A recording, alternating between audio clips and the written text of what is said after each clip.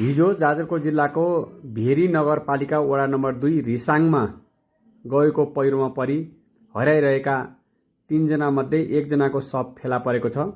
बिहानैदेखि सुरक्षाकर्मी, सर्वसाधारण, विभिन्न सङ्घ संस्थामा आबद्ध व्यक्तिहरू र जनप्रतिनिधिहरूले खोज तथा उद्धार कार्य थाल्नु भएको थियो। खोज्ने क्रममा भीमबहादुर कार्कीको शव फेला परेको स्थानीय प्रशासनले जनाएको छ। बिहानैदेखि टोलीले खोज तथा उद्धारको कार्यलाई अघि बढाएको थियो। अहिले पनि खोज तथा उद्धार कार्य चलि नै रहेको छ।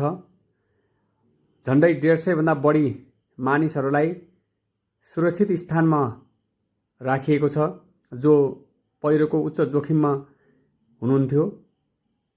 त्यसैगरी हराइरहेका अन्य व्यक्तिहरूको पनि खोज्ने काम चलि नै रहेको छ।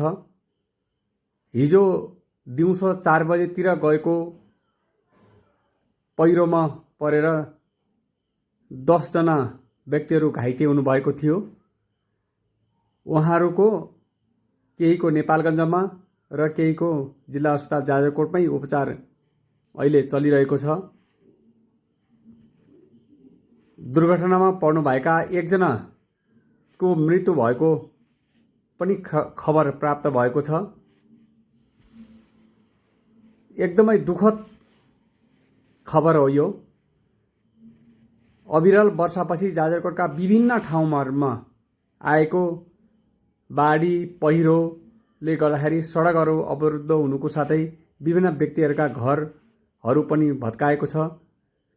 नदीले, खोलाहरूले जग्गा जमिनहरू, मानिसहरूको बसोबास भएको स्थानहरू कटान गरिरहेको छ। त्यसैले मानिसहरूले एकदमै ध्यान दिएर उच्च सावधानीका साथ बस्नुपर्ने अवस्था छ। अहिले पनि यो क्षेत्रमा टम्म बादल लागिरहेको छ र बिहानदेखि नै पानी परिरहेको अवस्था छ। त्यसैले यदि मौसमबारे जानकारी लिनको लागि आज आफ्नो क्षेत्र आसपासमा पानी पर्छ कि पर्दैन, पानी पर्यो भने कति ठुलो पानी पर्छ भनेर जानकारी लिनको लागि जल तथा मौसम विज्ञान विभागको टोल फ्री नम्बर 1155 मा फोन गरेर पनि जानकारी लिन सकिन्छ।